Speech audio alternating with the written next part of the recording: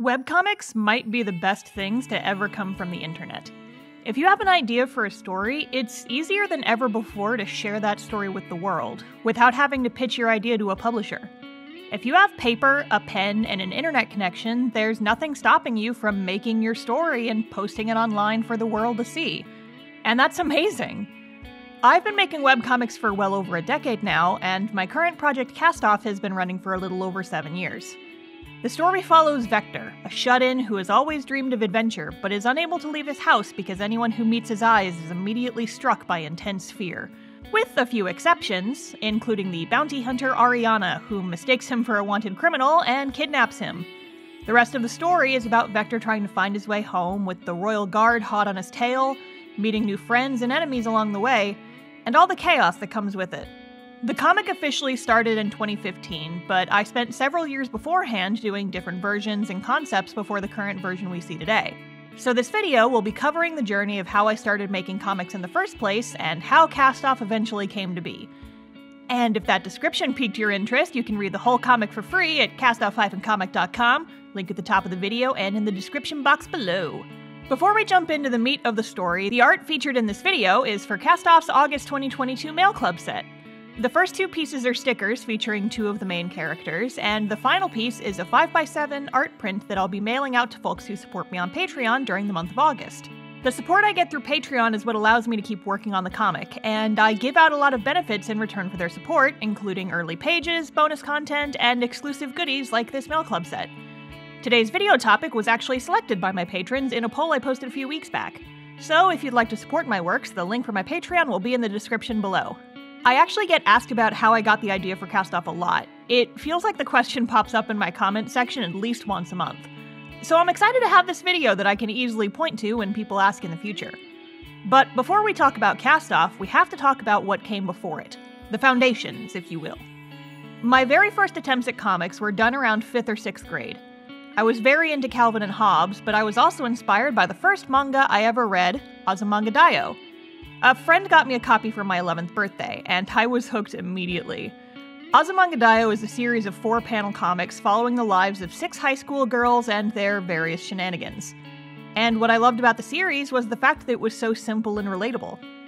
The characters in the book reminded me of myself and my friends, and I thought to myself, I could draw stuff like this. My friends say stupid things all the time, so that's what I did.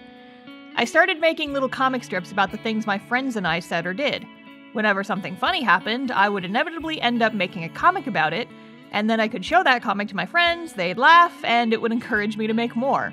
I filled several sketchbooks with comics like this, and eventually I even made up my own characters to act out other funny jokes and scenarios I came up with.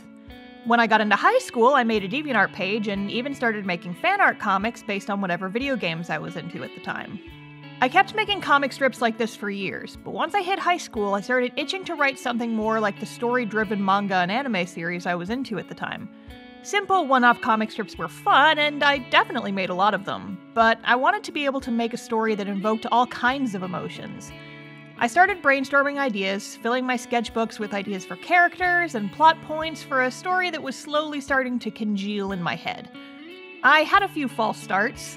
Ideas that went nowhere, stories that I would be excited about for a few weeks and then drop entirely, and one notable attempt to start a huge fantasy sci-fi story that I had no script for, but started drawing from nothing and got bored after 6 pages. But gradually, I started focusing on one idea, the stars all aligned perfectly, and the day after my high school graduation, I posted the first page of what would become my first real webcomic, Psy. The story was an urban fantasy starring kid psychics in training in a secret after-school psychic academy, and the main character May had an incredibly rare ability called biokinesis which let her control living things. And despite the art being relatively light and cutesy, I put these kids through a lot. My first attempt at drama, and I went hard in the angst department. Now, there's a saying among comic artists that your first comic will almost always end up getting abandoned or unfinished for one reason or another. What inevitably happens is that your skills improve so much while you're working on your first comic that you often get dissatisfied with your early work pretty quickly.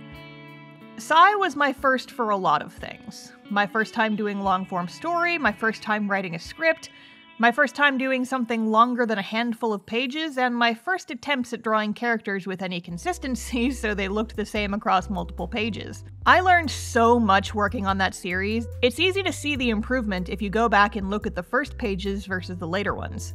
But once I got to my senior year of school, I had to take a hiatus to focus on my thesis film. And once I finished, I came back to Psy, looked at the pages I had done, looked at the scripts I had finished for the next few chapters, and realized I wasn't excited about it anymore. The old art was messy and flawed. My art and writing skills had improved a lot, even in the 6 months I had taken off to work on my film, and jumping back into that story and world after such a long break would be like trying to put on clothes I'd grown out of. It was a hard decision, but I ended up making the choice to put Psy on the shelf for a permanent hiatus. Also, if you're curious, all of Psy is still up on my old DeviantArt, so you can read it if you want. It's not, like, good, but you can still read it. Maybe I'll leave a link in the description, or maybe I'll let you guys go find it for yourself. Haha, scavenger hunt.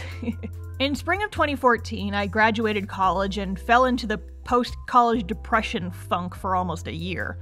I hardly had the drive to draw anything, let alone a full comic. The food service job I had was brutal, and all of my free time and mental energy was spent trying to apply for better art-related jobs.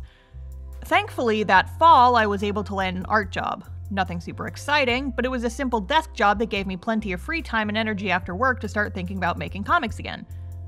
So I did. Now, for this next part, we have to rewind a bit. While I was devoted to making Psy during college, I actually had the idea for Cast Off early in my freshman year. It was inspired by a dream I had one night that I can only describe as a mix between Lord of the Rings and Code Geass, which I had been watching a lot of at the time. The main character of this dream was the leader of a massive rebellion against the rulers of whatever fantasy country the dream took place in, and there was some kind of giant battle between the two factions. But then at the end, the rebellion leader snuck into the castle to kill the queen and somehow found out that he was actually the queen's son. Whoa, plot twist! The dream itself wasn't anything too out there or crazy, and yet the ideas of it stuck with me. Notably, the main character of this dream just wouldn't leave my head. I started doodling him in my sketchbook, trying to replicate how he looked in the dream, and ended up giving him a name. Vector. I completely rewrote his personality and the story surrounding him over the next few days, but the main character of that dream ended up evolving into the main character of Cast Off. How Vector appears in the comic today is pretty much unchanged from how he looked in that initial dream, except he's a little bit younger now than he was in the original draft. If you go back and look at old concept art, Vector has pretty much always looked the same, even in the earliest drafts. While I kept working on Psy as my main project, more and more ideas for the story idea I had started calling Cast Off were forming in my brain. I ended up taking an unused character concept from Psy, gave her blonde hair instead of black, and gave her the name Ariana, and that became the story's second main character. Frankie, the eventual third member of the party, was actually based on a random drawing I did in a collaboration with friends that I liked the design of, and decided, yeah, you can be a character too. It really ended up just being an idea playground for me. Since I was already occupied with another comic, Cast Off ended up just being my little side fling that I threw all of my crazy ideas at. If it was too high fantasy to fit into the modern day story of Psy, I ended up shoving it into Cast Off instead. Some ideas stuck and some didn't, but because I wasn't on any kind of timeline to start making the story, I ended up just letting myself go wild and throw whatever I wanted at the story. Later on in my freshman year, I had an opportunity to submit a short story for a comic anthology run by one of the clubs at my school, and I ended up submitting a story pilot for Cast Off.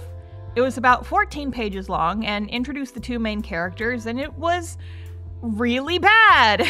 The art was not good, the story was mostly Vector trauma dumping about his sad backstory for pages on pages, and it was a one-shot comic that ended on a cliffhanger. It was bad.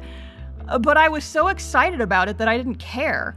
I ended up even drawing about 10 more pages for it and then coloring the whole thing for a color theory project in my second semester.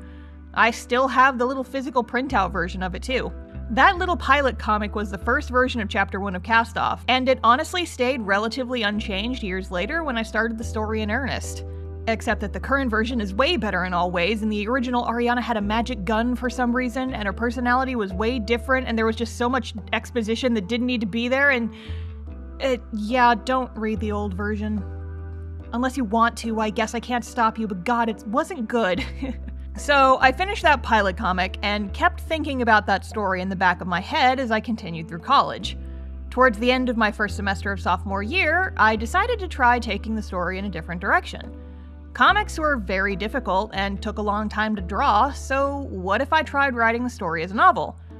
The year before, a friend of mine had introduced me to National Novel Writing Month, or NaNoWriMo, where you take the entire month of November to try and write a 50,000-word novel in 30 days. And so, I decided to try to write Cast Off.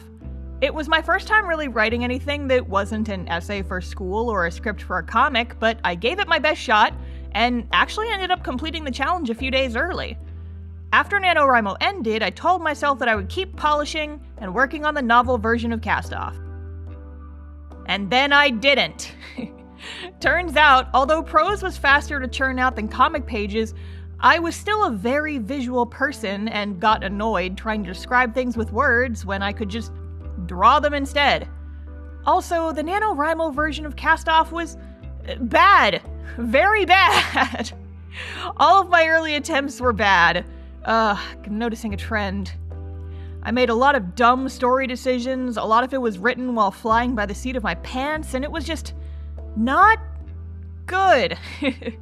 A few years ago, I actually went back and filmed myself reacting to the old NaNoWriMo version of the story, and it was quite an experience. Very bad. Very cringe. And that video is still on my Patreon, so Patreon link is in my description if you want to go see that nightmare. Hey-oh.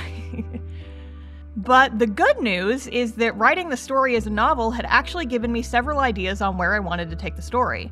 And so, for the next few years, I continued to piddle away on Cast Off in my mind and in my sketchbooks, posting concept art on Tumblr and DeviantArt, all that good stuff.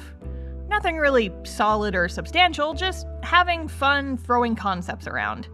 And then, after Psy was shelved, after I graduated college, and after I found my desk job and started coming out of my depressive funk, I started thinking about comics again.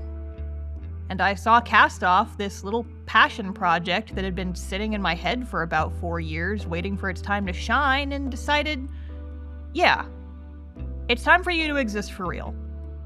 When I first started getting my art motivation back, it had been a little over a year since I last made a comic. So before jumping straight into a big new comic project, I wrote a short little side story featuring the main 3 characters and drew it together to be posted online. It ended up being about 20 pages and wasn't my best work ever, but it was a very good warm-up project that helped me get some of my confidence back. That November, I ended up doing NaNoWriMo again, but this time writing the scripts for what would eventually become the first few chapters of Cast Off's new and improved comic version. And that following spring, I posted the first pages of Cast Off online. And about 7 years later, we're about halfway through the main storyline. And that's basically it. That's the origin story of Cast Off. It was a long and weird and bumpy road, but this story is my baby, and I'm super excited for some of the stuff coming up in future chapters. Again, if you'd like to read the comic, there's over 600 pages you can read for free on my website, castoff-comic.com. My goal is to do a print version eventually, but paper and shipping are both really expensive right now because of the panini and supply shortages, so I'll probably wait a bit before trying to get into that. Also, I still have a lot of fears about printing my work, so I gotta work my way into getting more confident with that first. Here's another reminder that you can get the art from this video as physical stickers in a print by joining Cast Off's Patreon mail club before the month is over. I've got a link in the description below for that, and even if you don't want the physical goods, Patreon is a great way to support both my comics and this channel, so please consider checking that out. Are you thinking about starting a comic soon? Do you already have one? Tell me about it in the comments, I'd love to hear what kind of story you're working on. And if you liked this video, my goal from here on is to try and post at least once a month, ideally every 2 weeks, so be sure to subscribe if you want to see my future stuff. Oh, and one last thing. If you watch this video and you want to make your own comic and need help getting started, or if you already have a comic and you want to improve your work, I wrote a book called How to Webcomic that's 140 pages of tips and tricks that'll teach you everything you need to know to make a comic of your own. I'll put a link in the description, so go check that out. Okay, that's all from me. I hope you enjoyed and have a good rest of your day. Go work on that comic you want to make. I believe in you. You got this. Okay, bye.